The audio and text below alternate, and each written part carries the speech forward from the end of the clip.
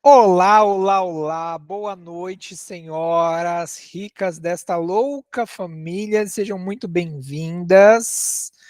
Espero que vocês estejam bem. Deixa eu abrir aqui o chat.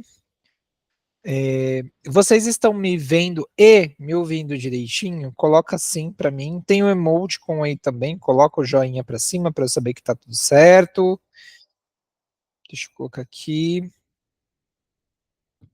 Deixa eu também já chamar o restante do povo. Carlota, bem-vinda. Tudo bem, boa noite. Pode ser que fique um pouquinho lento, né? Porque aqui em Bugaçu está chovendo para um caramba. A luz piscou já 2 vezes. Eu sei que tem alunas que estão sem energia elétrica. Então, se cair e voltar, a gente volta também. Acho que aconteceu isso numa reunião nossa há um tempo atrás, né? Mas caso isso venha a acontecer, a gente volta, não tem problema nenhum. Lembrando também que esta aula barra reunião, barra revisão, barra reforço, vai ficar gravado. Boa noite, Sheiloca, seja muito bem-vinda. Então, hoje vai ser uma aula um pouco diferente do que era a programação de hoje. Por quê? A aula de hoje, né, a revisão de hoje, o aulão, ele era em virtude da aula número 6, que era para ter ocorrido aí na semana passada, mas eu estava zero voz, vozinha de Maia Massafera, né, então não ia dar para ninguém entender nada e eu acabei tendo que cancelar. Então, nós não teríamos, tecnicamente, um conteúdo para fazer revisão, uma vez que a aula do sábado passado vai acontecer amanhã, se Deus quiser. Então, eu pensei, bom, na quarta-feira temos reunião do Copom, Comitê de Política Monetária do Brasil, onde vai ser definida a nova taxa de juros Selic. E como lá nas nossas primeiras aulas a gente falou bem superficialmente o que é a taxa de juros, e nós só vamos de fato estudar sobre taxa de juros na parte de investimentos que vai começar lá em meados de novembro, eu falei, por que não trazer este assunto que é polêmico para a gente entender um pouco o que é de juros e como ela é importante para nós, seja na pessoa física, seja na pessoa jurídica, seja como empreendedora ou como investidora. A taxa base de juros Selic impacta todos nós. Todos nós. Tanto é que quando a gente fez ali a primeira aula do Rica da Família, eu trouxe um meme do William Bonner, né? Que quando o William Bonner vai lá no Jornal Nacional e começa a trazer as notícias sobre economia, a galera corre do sofá, né? Por incrível que pareça, existe um estudo que fala que todo programa, não sei se vocês sabiam disso, mas acredito que sim, todo programa de TV, ele tem o que nós chamamos de pontuação. E cada emissora tem uma pontuação, cada programa tem uma pontuação, né? E é uma briga por audiência, e a audiência ela é medida por pontuação. O momento em que o Jornal Nacional registra a menor pontuação é quando vai se falar de economia. Isso fala muito sobre a cultura no Brasil de investimentos, de cultura, de política. Então as pessoas dão muito pitaco, mas geralmente elas não sabem argumentar. E elas não sabem argumentar porque quando o William Bonner ou qualquer pessoa lá no Jornal Nacional vai falar sobre taxa de juros, inflação, dólar, as pessoas correm igual o diabo foge da cruz. Então, para você se tornar uma boa investidora, para você se tornar uma boa empreendedora, entender sobre a taxa básica de juros do Brasil é fundamental. Para você conseguir entender o que acontece no supermercado, nas suas compras, quando você vai comprar uma roupa, quando você vai fazer uma dívida, né? Nem toda dívida é ruim, mas você vai lá fazer um financiamento imobiliário, você vai fazer um financiamento de casa, não importa o que seja, a taxa base de juros vai impactar o seu financiamento, vai impactar o seu empréstimo. Para quem deve cartão de crédito, a bola de neve fica muito maior, tá? Então hoje a gente vai entender direitinho o que é a taxa básica de juros, por que que ela foi criada, por que que ela aumentou, vamos falar de boletim Focus e vamos falar de expectativas, tá? Então pega o seu papel, pega a sua caneta. Esta aula não tem apresentação, porque a apresentação, como eu disse, era sobre a revisão. Como não aconteceu a aula, esse conteúdo de revisão vai ficar para uma revisão lá da frente, tá? Então, a gente vai trabalhar exatamente aqui, vai entrar no site do Banco Central, vai olhar outras coisas, então não vai ter apresentação aqui, a não ser o que eu vou escrever para vocês.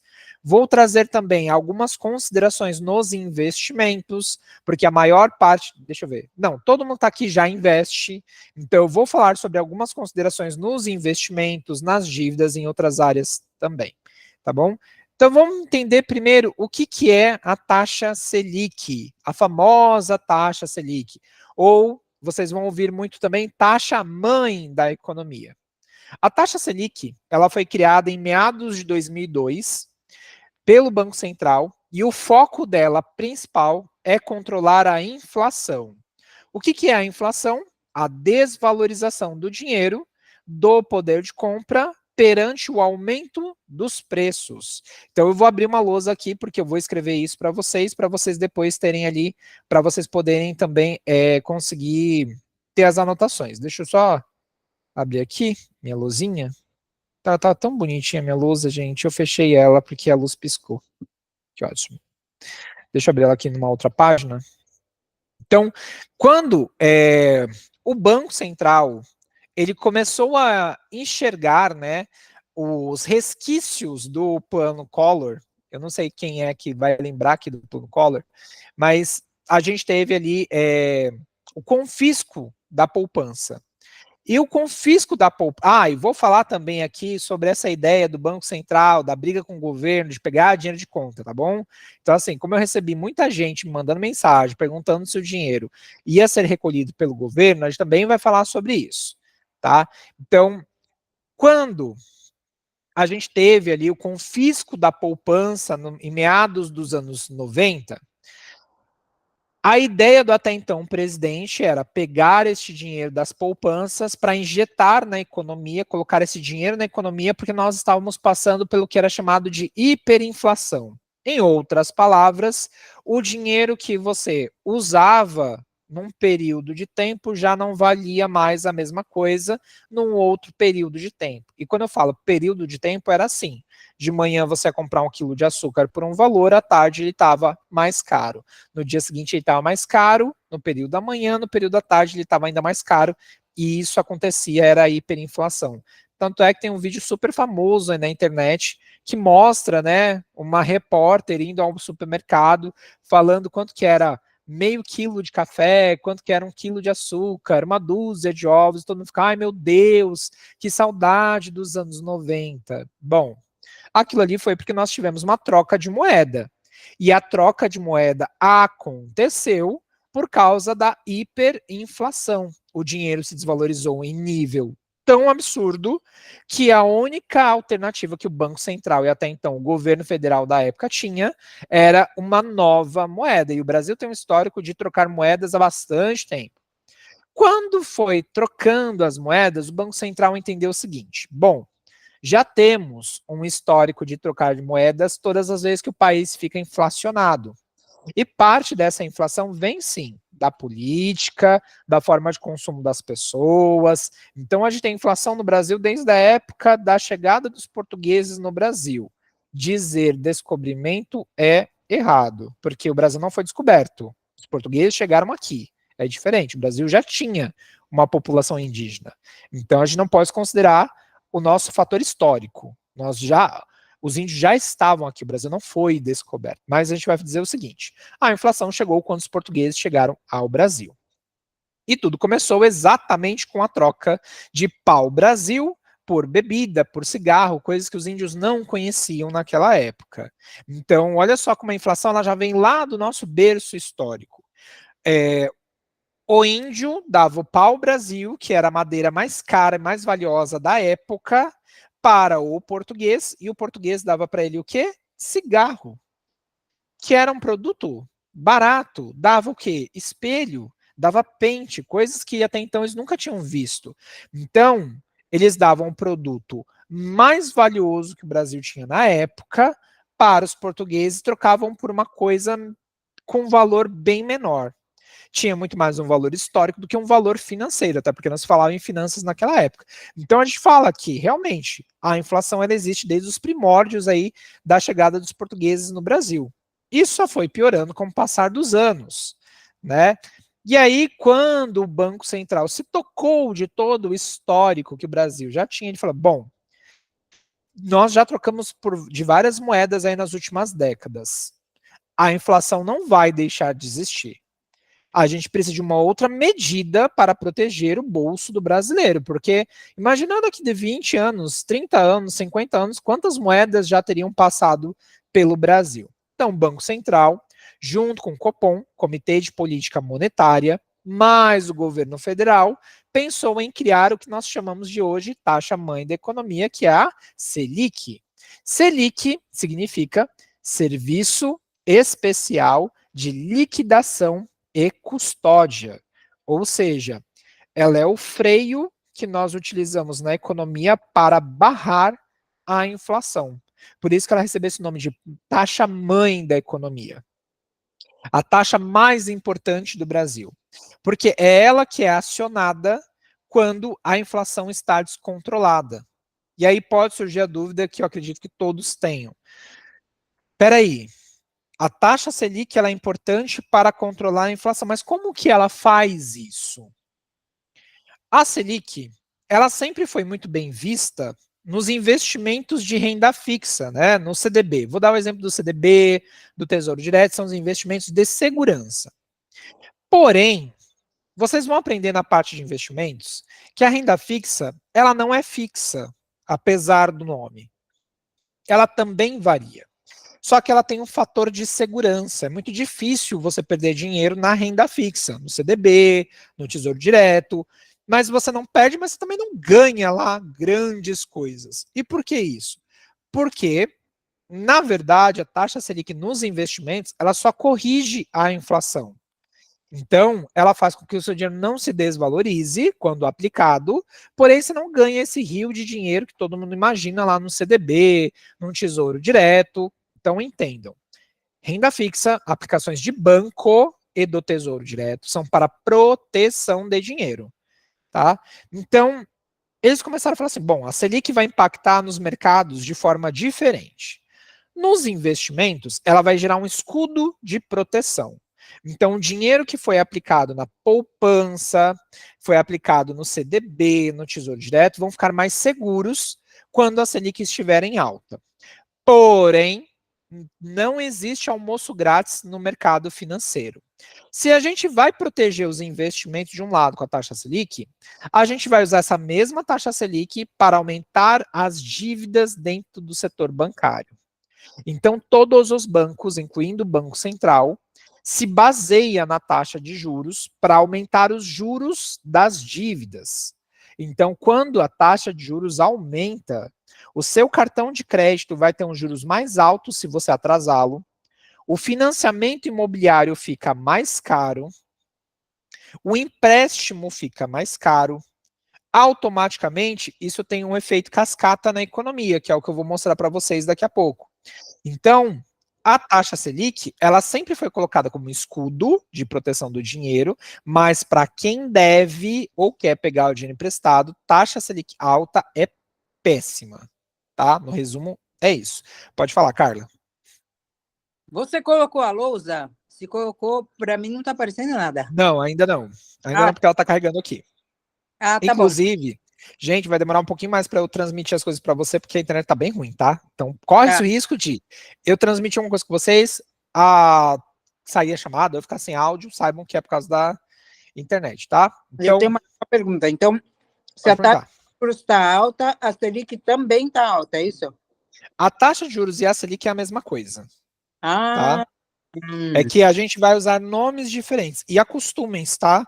Isso não é uma invenção do professor Bruno. O mercado financeiro vai dar nomes diferentes para a taxa Selic. Então vai ter taxa base de juros, taxa básica de juros, Selic, taxa mãe da economia, é tudo a mesma coisa. Tudo a mesma coisa. É igual quando a gente for estudar sobre inflação. Inflação tem nome e sobrenome. Inflação é o primeiro nome. Vocês vão aprender IPCA, IGPM, INCC, INSC, vários nomes diferentes para a mesma coisa que é a inflação. E isso só acontece no Brasil. Porque o Brasil achou que burocratizar o nome dos indexadores, né, das taxas, era interessante. Nos Estados Unidos não tem isso. Tá bem. Tá? Então vamos lá. Deixa eu compartilhar aqui com vocês a minha tela. E aí eu espero que realmente ela compartilhe agora com vocês. Deixa eu ver aqui. Vocês vão ver uma tela em branco, tá? Quando estiver aparecendo, dá um joinha aí para mim saber que ela está compartilhando. Aí. Muito bem, então vamos lá. Então, o que nós podemos dizer que é a taxa Selic, né? Taxa Selic. Ela é o serviço especial de liquidação e custódia. Para quem quer saber o que significa o nome Selic. Para que serve? Controlar as aplicações. Aliás, controlar não, né? Proteger as aplicações financeiras. Proteger as aplicações financeiras do Tesouro e dos bancos e controlar a inflação. E aí surge a dúvida, o que é inflação? Desvalorização do poder de compra do brasileiro. No caso aqui, brasileira, da brasileira. Criação da taxa Selic. 2002, pelo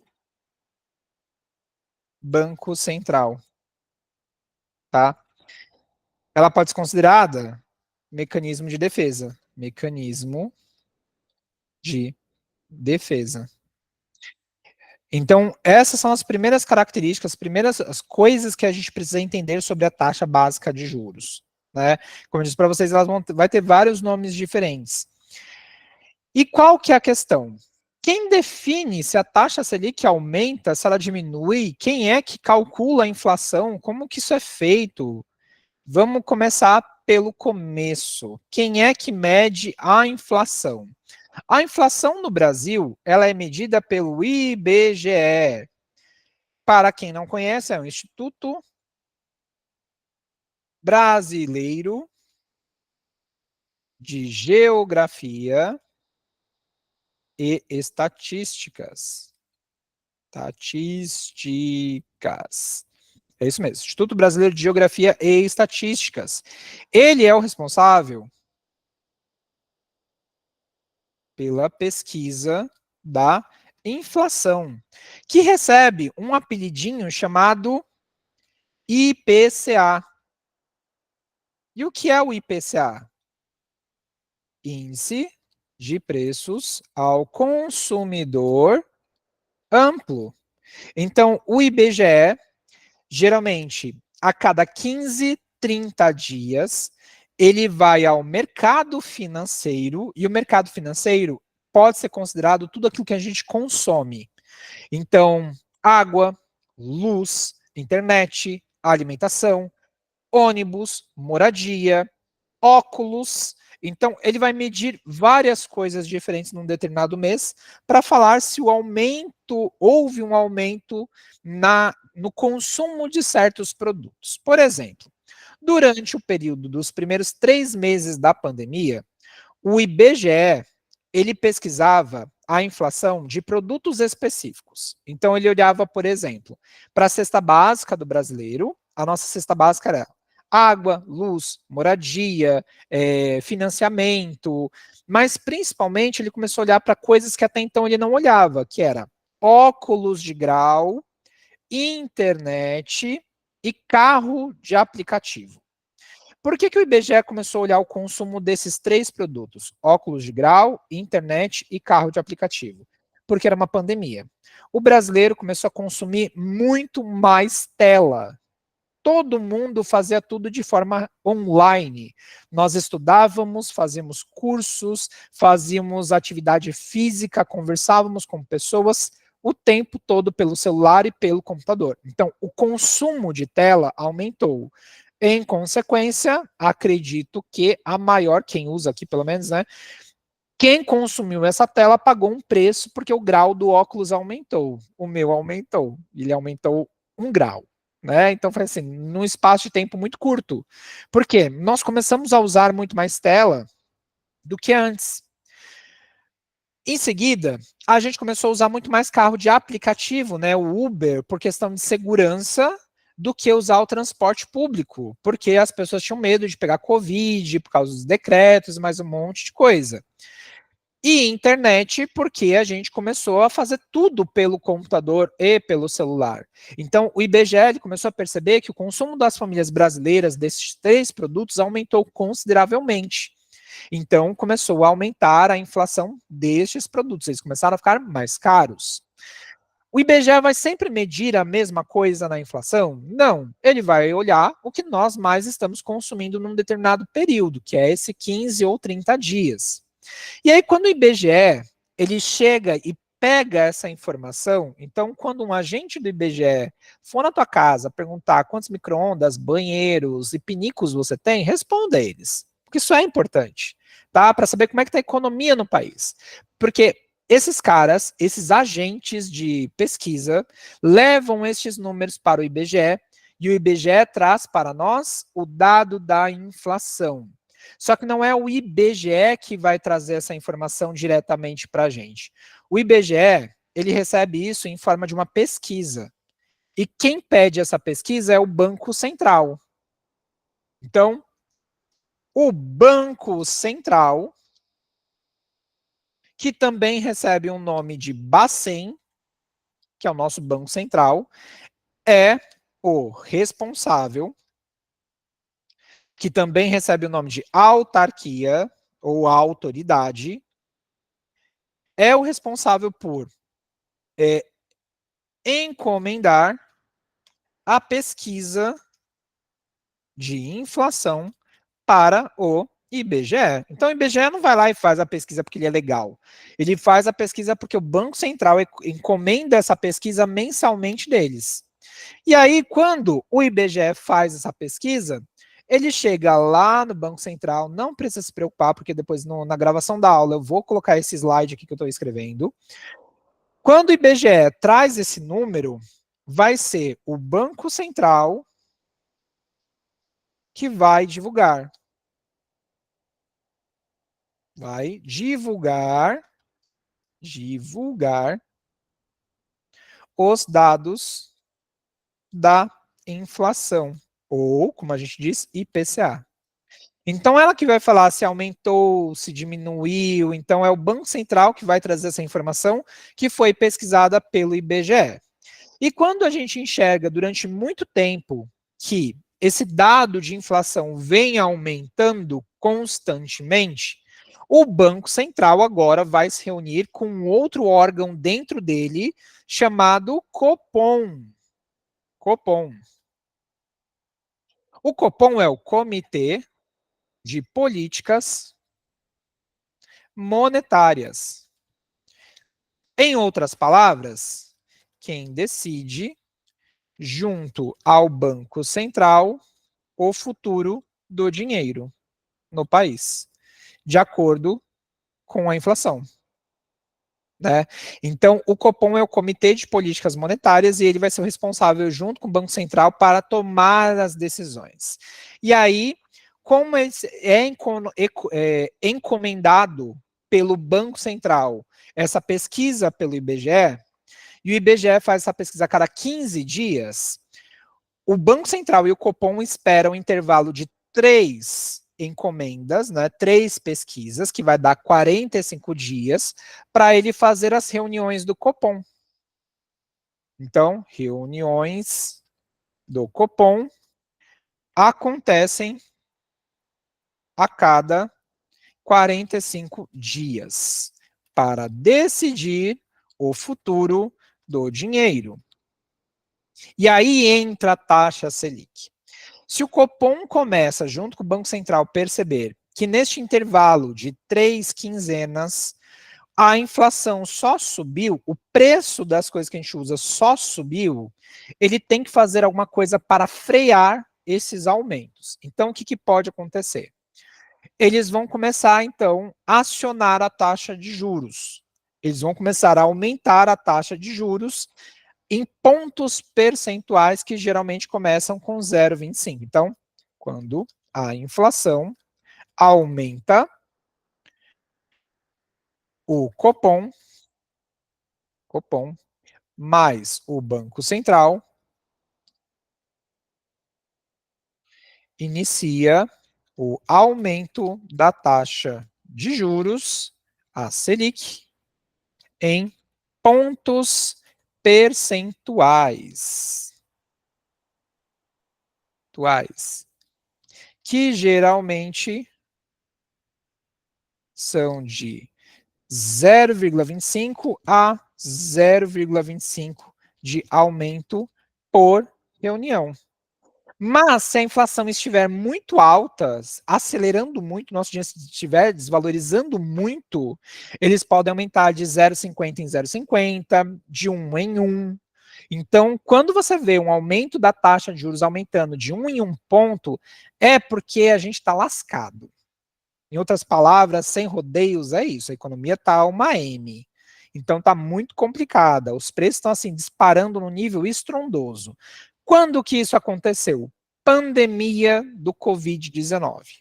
Nos primeiros semestres, a gente teve um disparo da taxa Selic. Porque a taxa Selic, para vocês terem uma ideia, lá em meados de 2019 para 2020, ela estava em 2 pontos percentuais. Então, 2020, nós tínhamos uma Selic em 2% ao ano. Foi o menor percentual que a taxa Selic teve. Só que aí veio a pandemia. E a pandemia foi uma cacetada para a gente. Então, em 2020 nós tivemos a pandemia. 2021, 2022 e 2023, nós chegamos em uma Selic em 13,75%. Então, imagina, você sair de 2% para 13,75%. Em outras palavras, imagina o seu financiamento imobiliário. Para quem não sabe como acontece um financiamento imobiliário, geralmente você vai estar pegando um empréstimo com um banco, né? Geralmente Caixa, Banco do Brasil. Você está pegando um dinheiro emprestado com o banco para comprar o seu imóvel. Aí o banco fala assim: olha, nós temos duas tabelas, tabela saque, tabela price. Não se apeguem ao nome porque a gente não vai estudar isso, tá? Mas a tabela saque é aquela que começa com um valor muito alto e termina com um valor muito barato. Porque a Caixa Econômica, o Banco do Brasil, entende que, com o passar dos anos, as pessoas vão ter menos facilidade em fazer dinheiro e, com isso, mais dificuldade em pagar um parcelamento. Então, esse financiamento começa mais caro e termina mais barato. Se você tem mais de 40, 50, 60 anos, pegar um financiamento vai ser muito mais difícil. Porque o banco olha e fala assim: esta pessoa está com o pé na cova. Será que ela não vai nos dar um calote? O banco não quer falar isso para você, mas é assim que ele pensa. Tá? Então, o que vai acontecer? Ele vai dificultar muito a sua vida para você pegar um empréstimo ali, né? Porque o financiamento ele é um empréstimo, você vai ficar devendo agora para o banco. E a tabela price é a tabela que você vai pagar o mesmo valor de parcela durante o mesmo período de anos. Então você paga uma parcela um pouco menor do que as iniciais, numa tabela saque, só que você vai seguir com esse mesmo valor. Por que eu estou dando esses exemplos do financiamento? Porque o banco, ele não é legal, ele não é bom, ele não é um pai. Ele tá te emprestando dinheiro porque ele quer fazer dinheiro. Então ele vai olhar para você e vai falar assim: Érica, Mary, vocês querem pegar um financiamento imobiliário? Então a gente vai fazer o seguinte, porque eu sou bacana, eu vou colocar a taxa de juros como referência nos juros do seu financiamento. Em outras palavras, o que acontece? O seu financiamento vai ficar mais caro ou mais barato de acordo com a taxa de juros. E aí, trazendo aqui para uma explicação prática, vamos pensar o seguinte. Lá em 2020, vou trazer o cenário aqui de 2020. 2020, taxa Selic, no começo do ano, tá? Taxa Selic em janeiro, estava em 2%. Aí eu fui lá pegar um financiamento imobiliário. Bruno, financiamento, ciamento, de 350 mil reais. 350 mil reais para comprar uma casa. O banco fez este valor em 30 anos com parcelas de R$ 2.000. R$ 2.000. Onde destes R$ 2.000, deste valor de parcela, R$ 1.800 era para amortização, ou seja, pagamento do valor do imóvel, e R$ 200 eram juros. Tá? Então o banco fez isso para mim porque a taxa de juros estava baixinha, 2%. Então o que acontecia? Com uma parcela de R$ 2.000, eu pagava desses R$ 2.000, do meu saldo total, que era 350 mil reais, eu estava pagando 1.800 do valor e R$ 200 eram juros. Então, assim, a minha primeira parcela era R$ 2.000 e amortizava 1.800 dos 350. 350. Então, o saldo do mês seguinte era, aí você faz 350 menos R$ 1.800, a gente está falando de 340, nossa, eu fui longe, hein? 348 e 200. Era este valor. Porque eu paguei dessa dívida de fato R$ 1.800. Eu paguei uma parcela de 2.000, mas eu amortizei só 1.800. E isso era maravilhoso. Sonho da vida de qualquer pessoa que vai pegar o valor emprestado. Mas aí aconteceu a Covid, onde nós chegamos em uma taxa de juros em 2020. Vou falar 2022, que foi o ano que ela ficou em 13%. 2022, taxa Selic em dezembro, eu não lembro exatamente como é que acabou, mas eu coloquei aqui dezembro, estava em 13,75% ao ano. Aí o Bruno decidiu que ele ia pegar, na verdade, o financiamento dele lá em 2003. Por quê? Provavelmente ele comeu cocô, ele não tinha essa informação. Então, ele foi lá e pegou o dinheiro emprestado em 2022. Só que agora, o Bruno continuou pegando os 350 mil, o banco também fez este valor em 30 anos com parcela de R$ 2.000, só que agora o Bruno só amortiza dessa dívida, com essa taxa de juros alta, R$ 800. E os outros R$ 1.200 é os juros. Porque a taxa de juros aumentou. Então, a parcela que era R$ 2.000 e amortizava 1.800, agora amortiza 800. E o saldo que eu vou pagar no mês seguinte agora é 349,200, porque amortizou menos. Pode perguntar.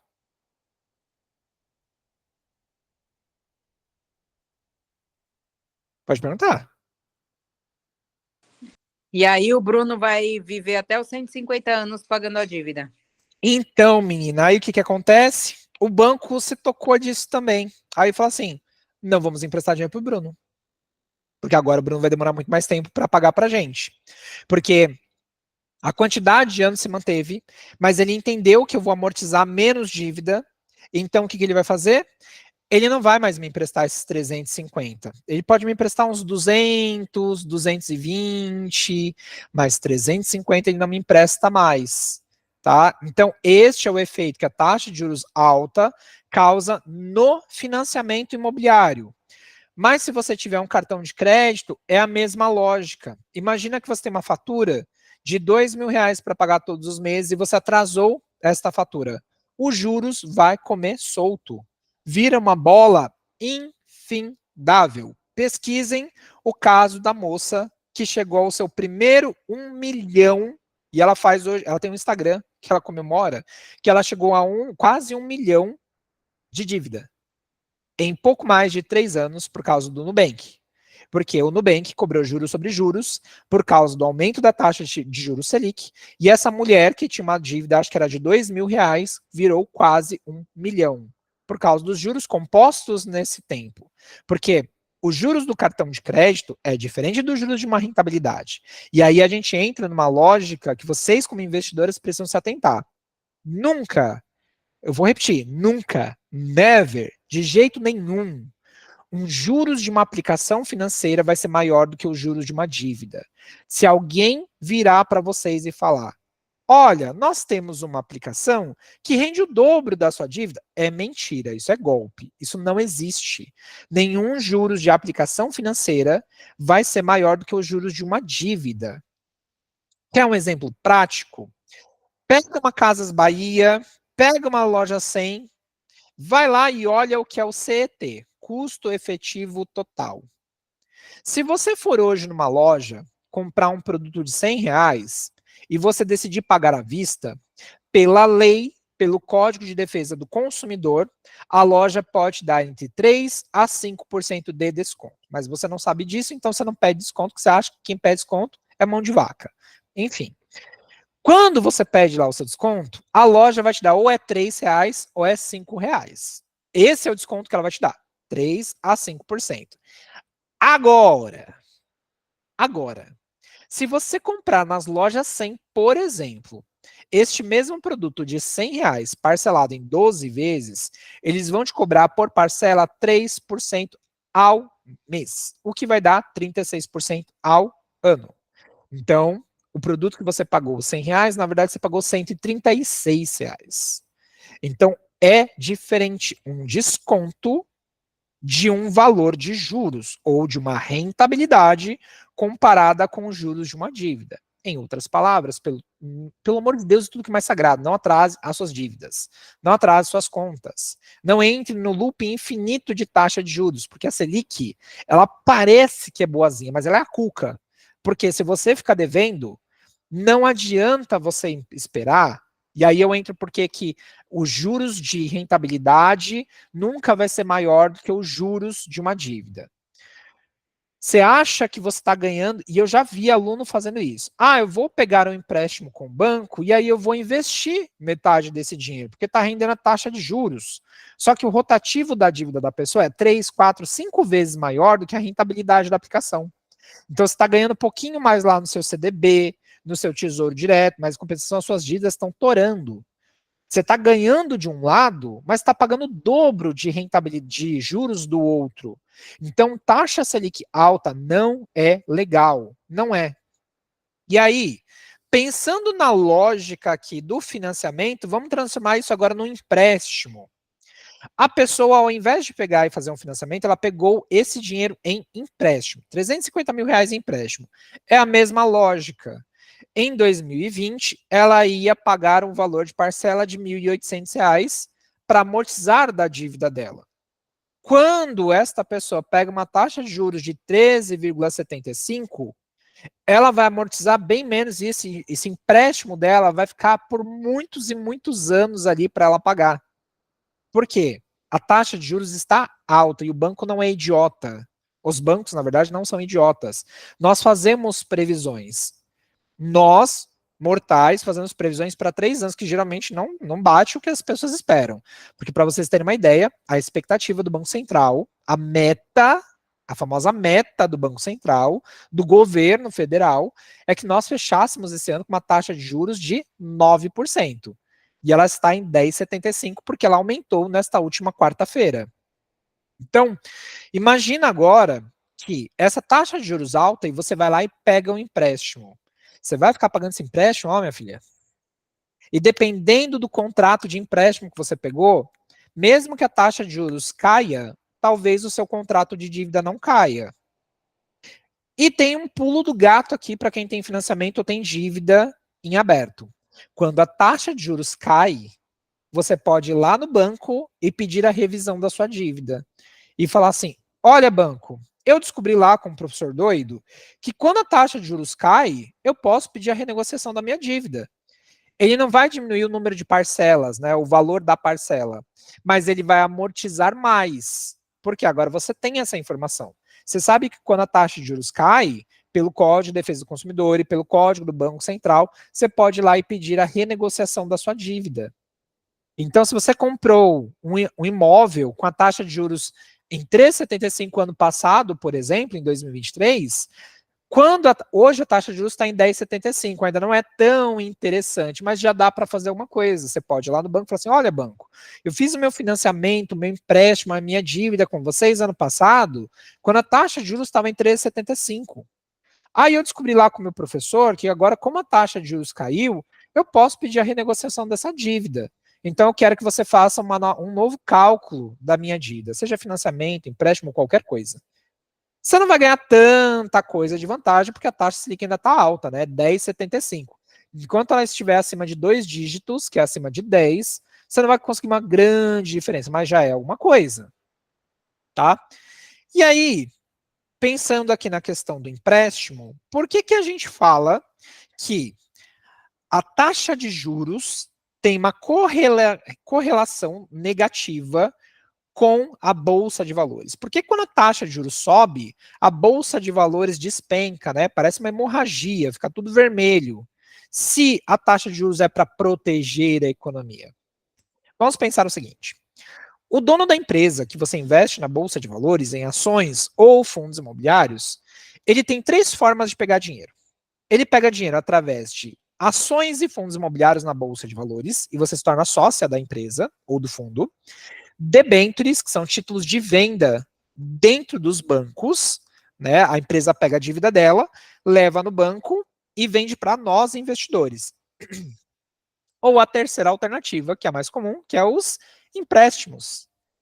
Então, olha só, a empresa vai lá no banco, pega empréstimo, e empréstimo para CNPJ é mais caro do que empréstimo para CPF, e aí o banco vira para ele e fala assim: olha, hoje a taxa de juros está em 2%, então você vai pegar 350 mil reais e essa parcela de 2 mil reais que você paga todos os meses vai pagar da sua dívida 1.800 e 200 são nossos juros. Tudo bem? Tudo bem. Eu, Bruno, dono de empresa na Bolsa de Valores, pego o dinheiro emprestado, sei que vou pagar um juros bem baixinho, né? 200 reais de juros, muito baixinho.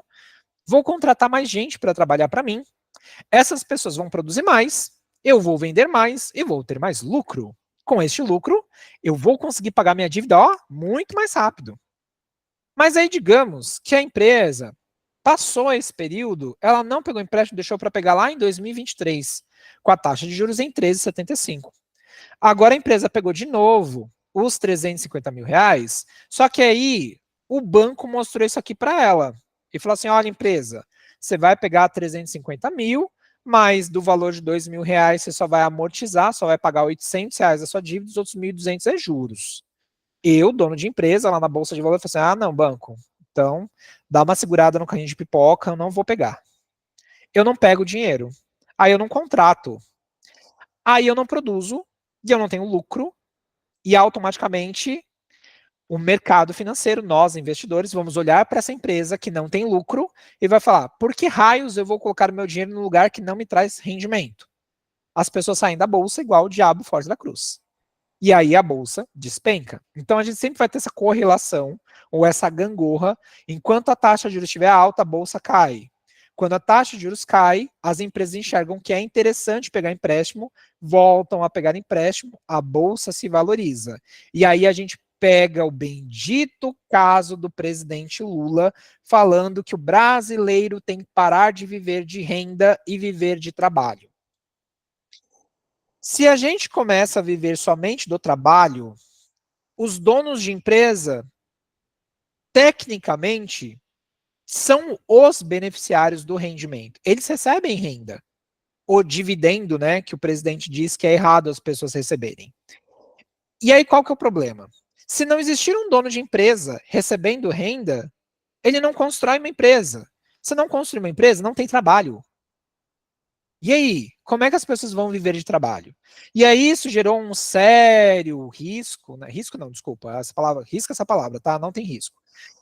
Gerou um sério burburinho que foi exatamente um vídeo do Haddad, até então hoje ministro da Economia, que ele fala o seguinte, abre aspas, eu estudei 2 meses de economia para passar na prova XYZ e depois que eu passei eu nunca mais estudei sobre economia, não entendo sobre esse negócio. Fecha aspas. Embaixo a gente assina, ministro da Economia do Brasil. É porque a gente não tem emoji daqui do palhacinho, né? Porque dá vontade de colocar um palhacinho aqui na frente. Então, olha só.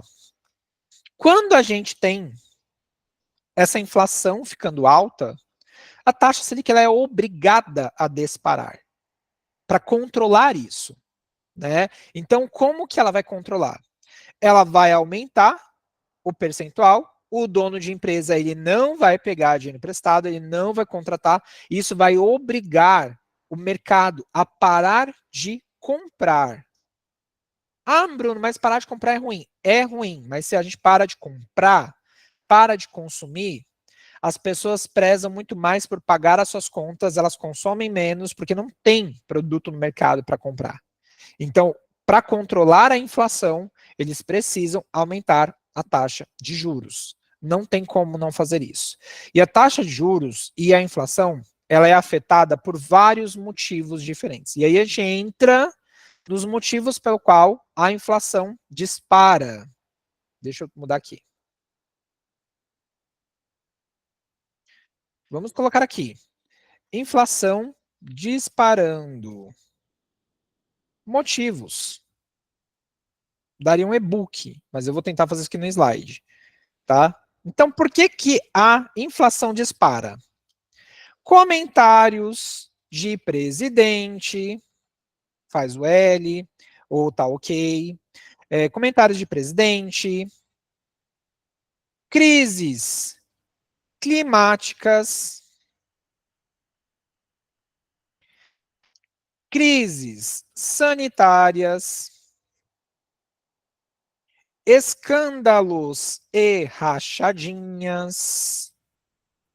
Que mais? Pedaladas fiscais, quando a gente sonega informação. Que mais a gente pode colocar aqui? Problemas em outros países, guerras. Que mais que a gente teve recentemente? Crise sanitária. Crise climática, já coloquei aqui. A gente tem queimadas, que foi mais recente. Cadeiradas, e por aí vai. Esses são só alguns motivos que fazem a inflação disparar, tá? Então, assim, eu não sei vocês, mas eu tenho a impressão que isso tudo está acontecendo ao mesmo tempo. Não é assim um ou outro. Porque antigamente, a gente falava que as crises aconteciam a cada 3, 5, 10 anos, eram bem espaçadas, né? Mas se a gente olhar, tudo isso daqui está acontecendo tudo ao mesmo tempo. Então, eu não sei vocês. Mas se eu fosse o responsável do Banco Central, lá, o presidente do Banco Central, junto com o Copom, e olhasse para este cenário maravilhoso que existe na economia do Brasil, eu ia falar assim: olha, Selic, querida, sobe, só sobe, vai, sobe. Porque a gente precisa controlar isso. Porque a gente acha que a gente já viu a pior parte. E assim, não é querendo ser alarmante, mas já sendo para vocês cuidarem melhor do dinheiro de vocês. A gente ainda não recebeu a conta disso daqui. Não recebemos, tá? A queimada e a cadeirada, ainda a gente não recebeu essa conta, tá? Bruno, mas a cadeirada foi um fato isolado. Foi lá o Datena batendo no Marçal aqui em São Paulo. São Paulo é considerado a capital financeira do Brasil. O que acontece neste estado impacta todo o restante do nosso país, tá? E aí quando você vê o Marçal entrando numa rede social ou entrando lá numa entrevista e falando que ele é um símbolo porque ele sofreu uma agressão como as mulheres sofrem. Quem não viu essa matéria, procura na internet, você vai ver. Ele fez esse comentário. Aí a gente começa a olhar algumas coisas e fala assim, será que você quer essa pessoa como prefeita do seu estado?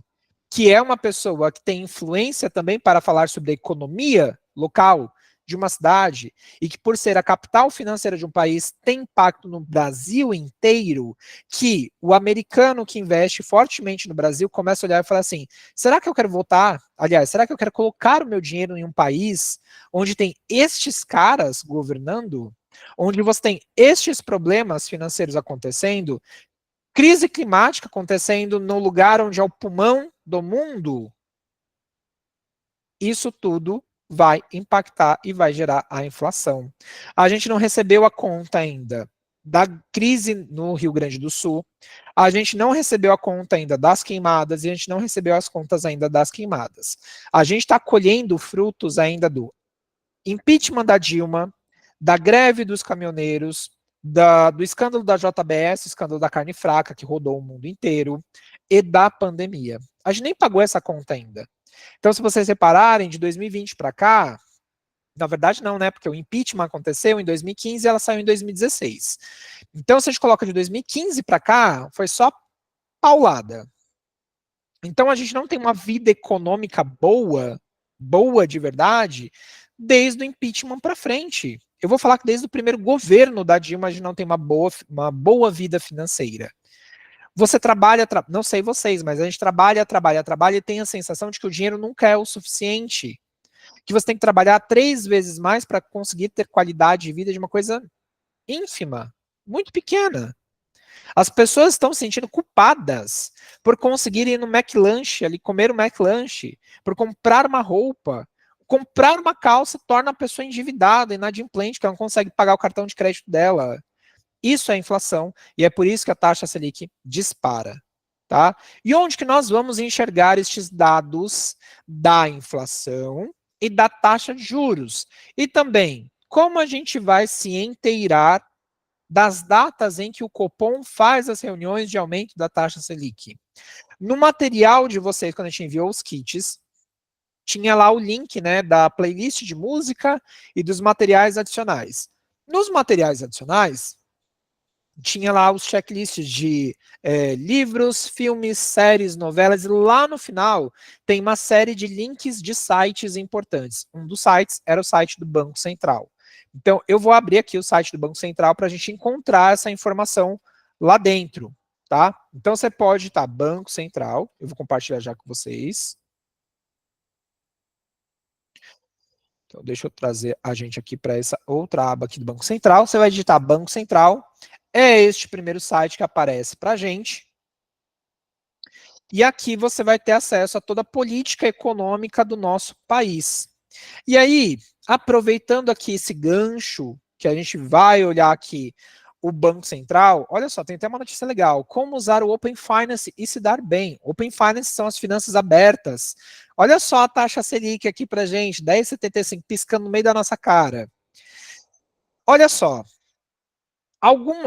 uma semana mais ou menos atrás, vocês começaram, algumas pessoas, né, aqui, algumas de vocês e outras alunas começaram a mandar mensagem com alguns recortes de notícias, CNN, UOL, de vários sites diferentes, falando sobre o confisco do dinheiro esquecido. Vamos lá.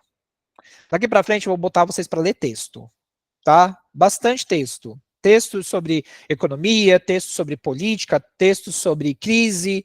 Por quê? Nós precisamos recuperar o nosso cerne de interpretação de texto.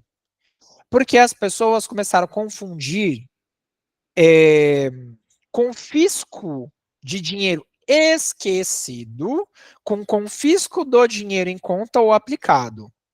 Vamos voltar no tempo. Quando teve ali o confisco da poupança, que deu aquele chabu todo, e até hoje tem gente que não conseguiu reaver a poupança da época, o Banco Central olhou para isso e falou assim, olha, presidente, você fez uma bela de uma M, viu? Porque isso daqui não resolve o problema, então a gente vai ter que devolver o dinheiro para esses brasileiros. E começou a devolver em lote lá o dinheiro. E aí o presidente do Banco Central, nesta época, olhou para isso e falou assim, e se vier outro doido e decidir pegar o dinheiro de novo da poupança desses coitados. Brasileiro já tem um problema muito sério com poupança. Poupança do ato de poupar. A gente não é um país que poupa dinheiro. Então ele fala assim, e se um doido vier aí no futuro e falar assim, vou pegar o dinheiro da poupança de novo? Então vamos fazer o seguinte, Banco Central, vamos criar a lei de proteção ao investidor. O que significa isso? Eu não vou lembrar o número da lei agora, mas a lei do Banco Central diz o seguinte, nenhuma autarquia, isso inclui presidentes, pode resgatar ou pode confiscar dinheiro da conta corrente e de aplicações financeiras do brasileiro. Repetindo, nenhuma autarquia, nenhum presidente pode resgatar ou confiscar dinheiro de conta corrente ou aplicação financeira. O texto que saiu semana passada era Banco Central e governo estão levando em consideração confiscar os dinheiros esquecidos. Esquecido, você não sabe o que você tem. Tá? Pode falar, Carla. Eu já vi sobre isso, sobre a questão do confisco, que nenhuma autarquia, tal, até o valor de 10 mil reais.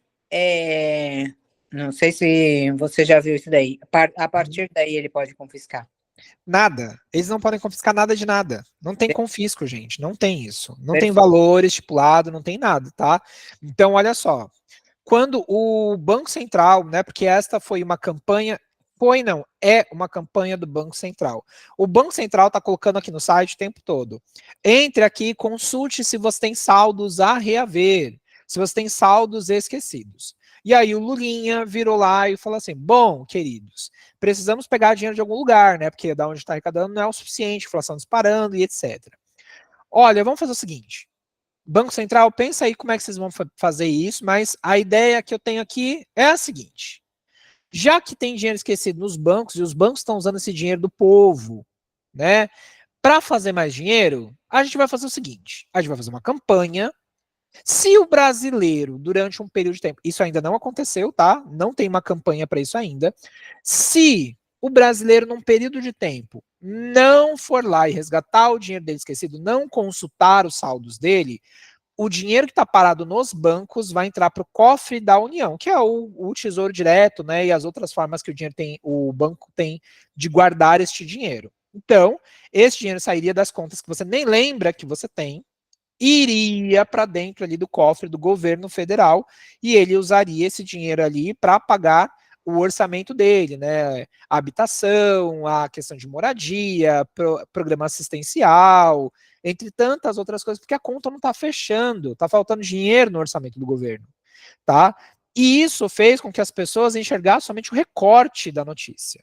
Então, mais uma vez, nenhum banco, nem o Banco Central, nem o presidente, pelo menos até hoje, pode pegar o seu dinheiro.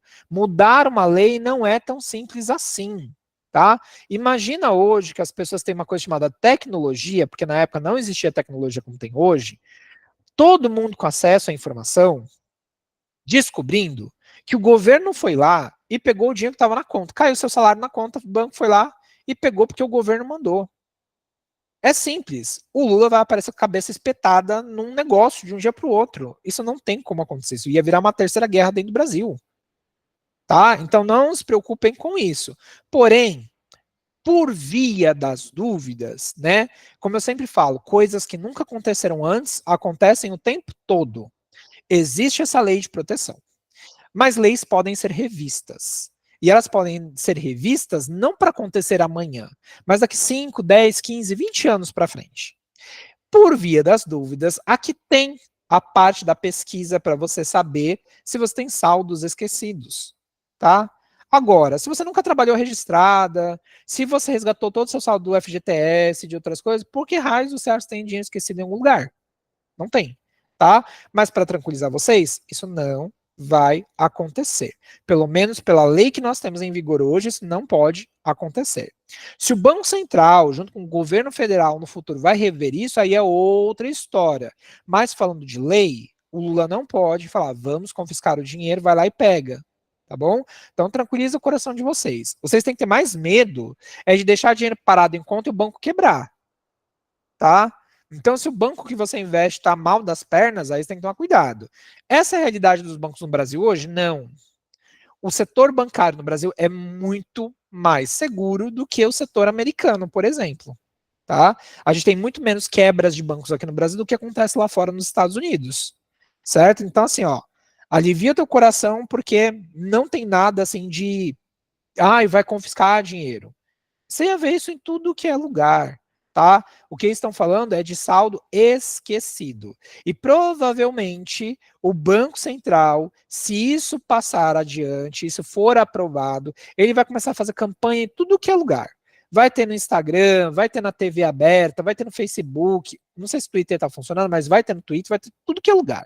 Vai ter no rádio, para informar as pessoas com pelo menos um mês de antecedência. Tá? Então, assim, calma. Aprendam a ler as notícias. Não desespera. Porque é exatamente no desespero que a pessoa perde dinheiro. Tá bom?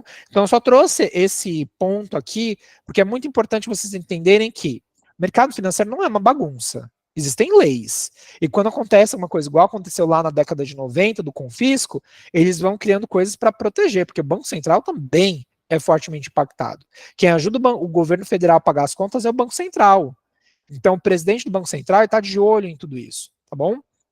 Então, fiquem de olho aí nas notícias por via das dúvidas. E aqui no site do Banco Central, nós vamos ter aqui a parte de acesso à informação, política monetária, que é onde a gente vai olhar, estabilidade financeira, estatísticas, cédulas e moedas, publicações e pesquisas.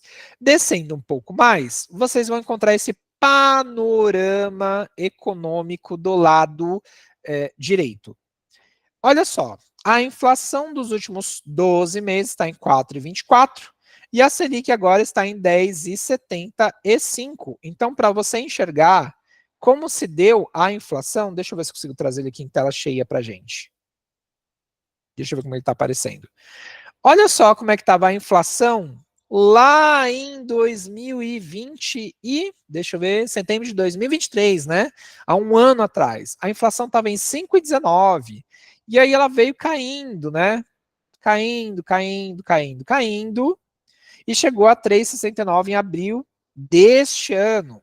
Então, basicamente, como a taxa da inflação vinha caindo, existia-se, né, pelo Banco Central, a expectativa de baixar a taxa Selic, né, porque vinha caindo, ó. Vinha caindo bonitinho a inflação. Então, assim, bom, como a inflação está caindo, vamos começar o corte da taxa de juros. Então, deixa eu voltar aqui. Quando a gente pega agora a taxa Selic, repara, se ele abrir, no caso, abra, querida. Detalhamento do gráfico. Olha que bonitinho, uma escadinha, tá vendo? Ó, a taxa Selic. Como a inflação começou a cair, a gente começou a cair lá em setembro de 2023, a taxa Selic estava em 3,25, mas como o Banco Central e o Copom viu que a inflação estava controlada, né, não estava tendo tantas crises, né, estava meio que melhorando o que estava já no cenário, que já tinha ali na mesa. Não aconteceu nada muito sério. Eles começaram a cortar a taxa de juros. Então, olha só, ela caiu de 13,25 para 13,75, caiu 0,50%. Na outra reunião foi para 12,75, se manteve. Depois, eles reduziram para 12,25, caiu só 25%. Depois, na outra reunião, caiu para 11,75 e começou a cair, cair, cair. E nós entramos aí em 10,50 e isso se manteve de maio até setembrão agora, porque a inflação estava controlada. Só que aí eles tiveram que fazer este aumento aqui, ó, 25,25%. Por quê? Aconteceu isso daqui. Cadê? Deixa eu voltar aqui. Cadê? Voltando aqui, detalhamento do gráfico, estatísticas aqui. Olha só a inflação aqui, olha que bonitinho o gráfico da inflação. Olha só os picos de inflação. Eles aconteceram em momentos históricos, né? Ó, impeachment da Dilma, inflação altíssima no ano. Aí, automaticamente, a gente vê esse aumento por causa da pandemia, né? Então, o Banco Central ele tinha que aumentar. Só que aí a gente vinha no horizonte de queda, que é esse gráfico menor que eu mostrei aqui para vocês. E aí, como a inflação disparou por causa de várias coisas diferentes, eles viram que estava na hora de aumentar de novo a taxa Selic. Então, repara aqui, ó, que esse mesmo W que a inflação faz, a Selic também faz. Então, eles correlacionam, né, trabalham juntos. Inflação aumentou, Selic aumentou. Inflação caiu, Selic caiu. Olha só, lá em meados de abril de 2016, no período que realmente a Dilma foi empichada, que ela saiu, a taxa Selic estava em 14,25 e ela veio caindo, caindo, caindo lindamente, cara. A gente começou a sonhar de novo com uma economia boa, aí chegou a menor Selic da história, que foi 2%. Aí veio que, ó, acorda para a vida brasileira, a vida não é um morango. Olha só, tudo subindo de novo. Tudo subindo. Isso aqui, gente, é a escada do desespero, gente. Vocês acham que a escada da academia é difícil? É porque vocês não viram isso aqui. Isso aqui no nosso bolso é terrível. Então, olha só, chegamos a uma taxa Selic lá em março de 2023 em 13,75. E isso aconteceu por causa da pandemia, né? Então, chegou a menor taxa de juros, né, em novembro de 2020. Quando vai a partir de fevereiro de 2021, aí foi ladeira acima, né, não ladeira abaixo. E aí a gente voltou, né, a descer a taxa de juros. Mas olha só, o sonho do brasileiro, para vocês entenderem agora que vocês estão estudando isso, é que a gente volte lá para o fundo, para os 2%. Se isso vai acontecer, não sei. Esperamos a volta do Messias, mas quem sabe, né? 2%. Com 2%, senhora, seu dinheiro passa a render muito mais. Você começa a sonhar novamente em poder viajar, você começa a pensar em comprar, você tem mais qualidade, você não vai ter que se matar de trabalhar para pagar suas contas, sabe? O Kinder Ovo volta a ser R$ 5. Mentira, não vai voltar a ser R$ 5, R$ 2 não, tá? Isso aí é um sonho muito distante. Mas seria mais ou menos isso. Os preços eles ficariam estabilizados, nosso dinheiro passaria a render mais. Então, a taxa de juros Selic, ela é esse termômetro junto à inflação para mostrar para a gente como que está o andamento da nossa economia. E como nós temos fatores este ano bem ruins, né?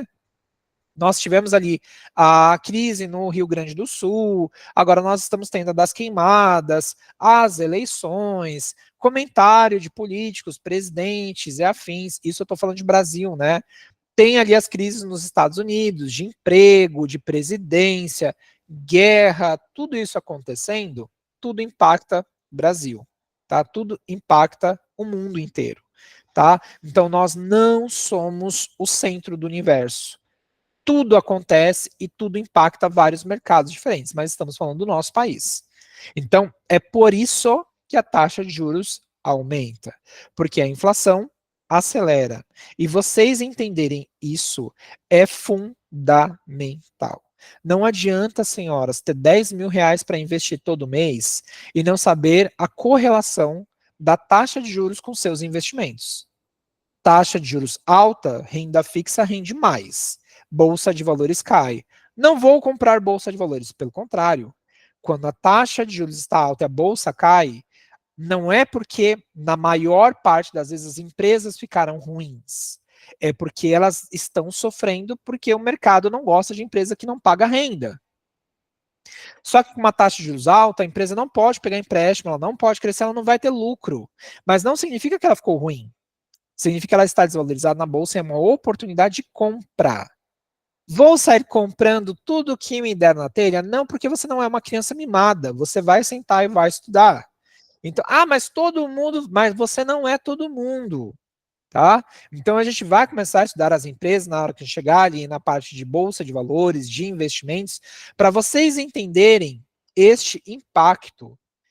E quando a gente fala assim, olha, quando a taxa de juros está alta, a renda fixa paga mais, não cria a ilusão de que você está ganhando mais. Na verdade, a taxa de juros na renda fixa, no seu CDB, no seu Tesouro Direto, na sua LCI e na sua LCA, está rendendo mais porque ela está te pagando a inflação que ela está protegendo.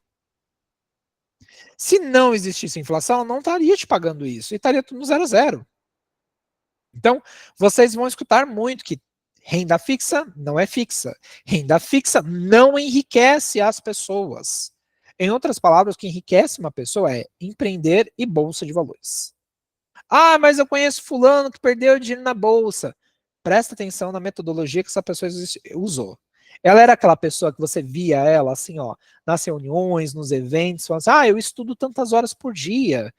Eu vejo noticiário, eu sento lá, eu estudo a minha carteira de investimentos. Ou ela é aquela pessoa que fala assim, eu escutei fulano falando que comprar Petrobras é bom, eu fui lá e comprei.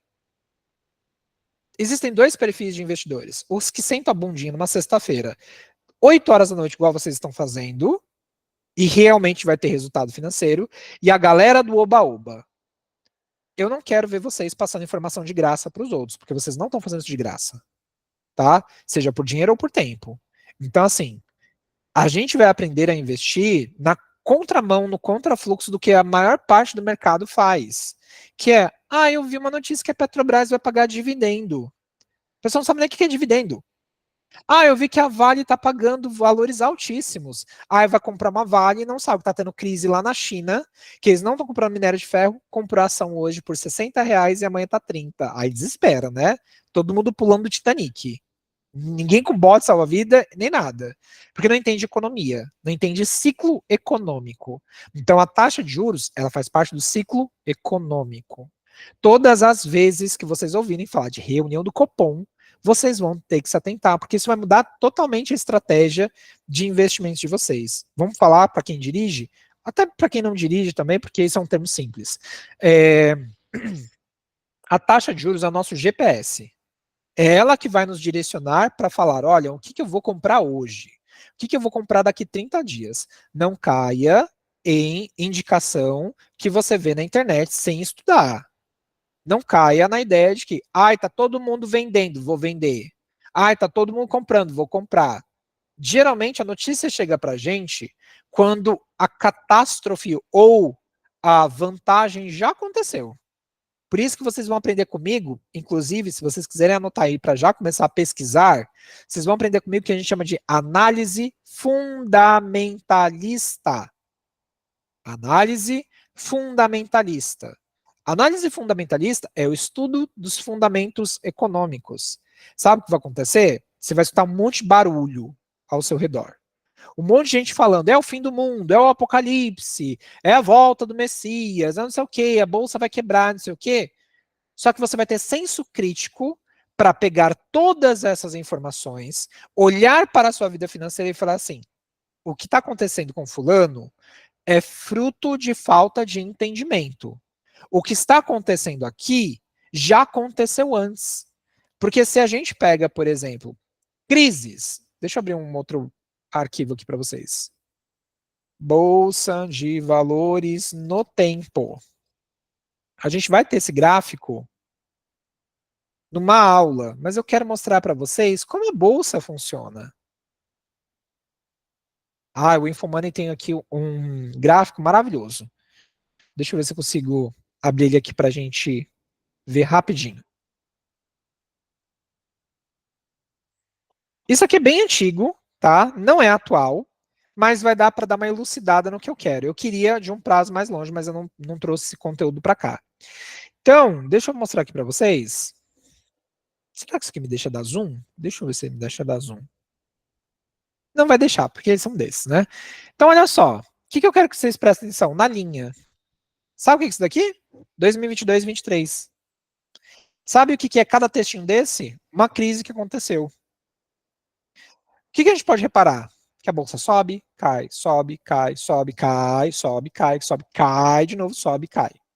Essa é a bolsa de valores. Tá? Isso daqui é a economia brasileira, porque a bolsa de valores ela é um retrato fiel do que está acontecendo no mercado financeiro. Então vamos lá. Se você não é cardíaca, minha senhora, dá uma seguradinha aí na sua cadeira, porque você vai passar por muita crise nas bolsas de valores e nos investimentos, tá? Você vai estar muita coisa que você fala assim, gente, é o fim do mundo. Né? Desde os anos 2000, né? Estão falando que o mundo vai acabar. Aí em 2012 falaram que os maias previram o final do mundo, né? Agora as pessoas falam assim, o calendário estava errado, não sei o quê. Pô, senhora, vamos trabalhar, né, com argumento, vamos trabalhar com, né, Vamos trabalhar com informação verídica. Isso daqui é uma informação verídica. Então, olha só. Aqui não dá para ler, né? Porque está muito pequeno, mas é para a gente entender isso. A bolsa, ela sempre vai ter os seus momentos de queda e alta, e queda e alta, queda e alta, queda e alta, e assim por diante, tá? E aí, quando vocês quiserem saber as datas da reunião do Copom, vocês vão vir aqui em acesso à informação. Deixa eu ver se eles mudaram, que de vez em quando eles mudam. Deixa eu colocar aqui, ó, Banco Central. Que a gente volta para a página inicial. Deixa eu ver se está mostrando para vocês, tá? Quando vocês quiserem saber as datas da reunião do Copom, você vai vir aqui em política monetária e aqui ele mostra esse calendário para vocês. E quando a gente tem, por exemplo, aqui, ó, repara que eles mostram vários pontos, né, ticadinhos de amarelo, né? Então cada data dessa daqui aconteceu uma coisa. A reunião do Copom é chamada de super quarta, porque ela acontece sempre numa quarta-feira, ela inicia numa segunda-feira, e na quarta-feira sai o resumo ali do que vai ser feito com a taxa de juros. Isso tem um calendário pré-estabelecido. Então, olha só. A reunião do Copom foi no dia 18, então tem aqui a reunião, e vai sair o relatório falando da ata do Copom. Então, deixa eu passar aqui para baixo. Ó, cadê? Deixa eu voltar, porque aqui é só de setembro. Então, olha só, deixa eu ver se eu voltando aqui, ele vai deixar. Aqui. Aqui. Cadê? Relatório Focus, 31. Estatísticas, relatório Focus. Não. Relatório Focus, ata do Copom. Cadê a super quarta aqui? Aqui, ó. A última reunião do Copom antes dessa de setembro foi no dia 31 de julho, né? Aliás, 31 de junho para julho. Quando acontece a reunião, depois vai sair para a gente a ata da reunião, que é essa daqui. A ata da reunião é o documento que a gente está esperando sair agora, tá? E ela sai geralmente uma semana depois da reunião do Copom. Então, a reunião do Copom deste período, né, de setembro, foi agora, dia 18. Você consegue saber quando que vai sair a ata do Copom. Então, dia 18 saiu a taxa de juros, dia 23 tem relatório Focus, 24 sai a ata do Copom. É nessa ata do Copom, e aí pode ficar de lição de casa se você tiver curiosidade de estudar isso, e eu recomendo que você estude, é neste dia que vai sair aqui, você pode vir aqui dentro do site do Banco Central e pegar a ata do Copom para você entender por que eles aumentaram a taxa de juros. Tá? Você também já pode vir aqui e pegar as anteriores. Então, por exemplo, lá no dia... Cadê? Aqui, ó. Eles decidiram aqui. Deixa eu ver quando foi que saiu. 3, relatório Focus, 10. Não. Foi em. Cadê? Julho. Aqui. 8. Boletim Focus. Relatório Focus, cadê?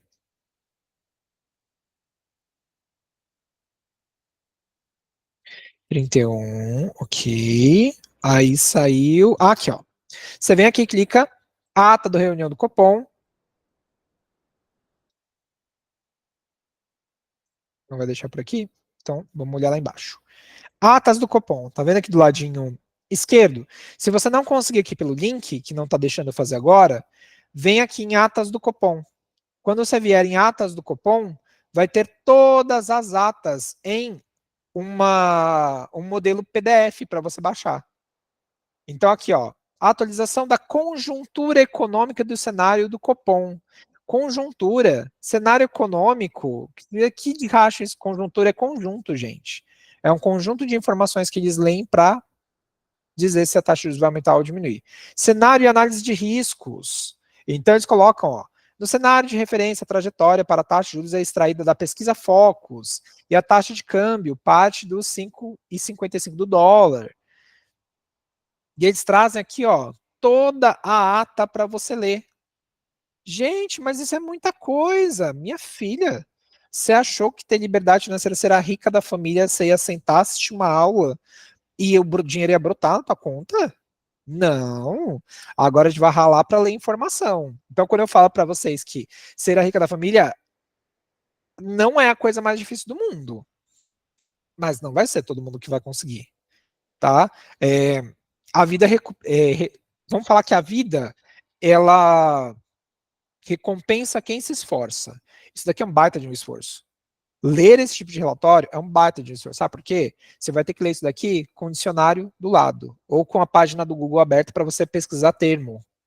Porque nem todo mundo, eu não sei todos os termos econômicos, eu não entendo todos, tá? Então a gente está sempre aprendendo. O que significa isso daqui? Tenham curiosidade, certo? Então pesquisem esta informação. E como eu disse, no dia 24 vai sair a ata da reunião do Copom, certo?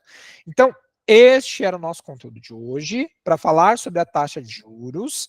Se vocês tiverem dúvidas, vocês podem me chamar lá no WhatsApp do grupo, vocês podem me chamar no individual e estudem a taxa básica de juros. Porque quando a gente chegar na parte de investimentos, vocês só vão conseguir investir direito, ter um negócio próprio, se vocês souberem sobre isso. Imagina você pegando empréstimo para iniciar um negócio sem saber quanto que esse empréstimo vai te custar, porque você não entende taxa de juros. E o banco te enfiando uma faca no fígado e você pagando um absurdo de juros porque você não entende. Ou você começar a comprar uma aplicação e a aplicação no dia seguinte despencar e você não saber por que isso aconteceu. Tudo isso acontece por causa da taxa básica de juros. Pode falar, Carol. Eu tenho uma pergunta. Por Hum, exemplo, faz de conta, vai, que nessa ata do Copom fala que deu inflação de bens industriais e de alimentação, alguma coisa assim. Aí, para análise, por exemplo, de uma empresa, no caso da Bolsa, o mais correto seria eu não investir nesse tipo de empresa. É isso? seria isso. É, Seria isso. é quem teve mais inflação, então quem consideravelmente perdeu mais dinheiro. Exatamente. E entender o porquê que isso aconteceu. Por exemplo, a Vale é a empresa, é a maior empresa da Bolsa de Valores hoje, a Petrobras é a segunda, e eles estão tendo uma crise lá fora, acho que é na China, no Japão, de minério de ferro. E eles são um dos maiores importadores que nós temos hoje da Vale. Então, quando a Vale sofre um problema no setor industrial e de minério por causa de um país lá fora, como ela é a maior empresa da Bolsa, ela começa a arrastar todo mundo para o buraco junto com ela. Não é que as empresas ficaram ruins, tá? É porque, como ela é uma empresa grande, ela tem uma representação no Brasil muito grande. Então, se ela começa a cair de valor, toda a economia, tanto o Boletim Focus, o Copom aqui, vai precificar isso, e aí o setor todo industrial, o setor de minério vai sofrer. Consequência, outros setores sofrem também.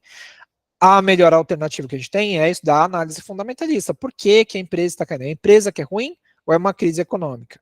Se é uma crise econômica, é outra história. Agora, se a empresa começa a ficar ruim, a gente tem que começar a olhar, porque aí realmente não vale a pena você investir naquele momento. Tá? A não ser que você tenha um apetite por risco muito grande, mas eu não recomendo isso para vocês. Tá? Então vocês vão ter setores específicos que vocês vão ter mais segurança em investir e setores que vocês vão ter menos segurança. Para quem ainda não tem reserva financeira, não começou a investir em bolsa ainda, não entende sobre isso, fujam de setor industrial, petróleo, varejo, porque quando tem crise são os principais setores que sofrem, tá? Então, basicamente seria essa leitura de mercado. Pode falar. Construção civil também, né?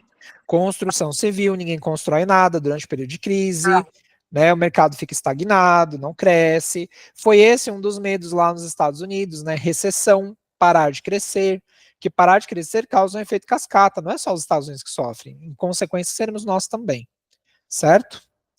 Alguém quer me perguntar ou quer falar mais alguma coisa? Fiquem à vontade para perguntar.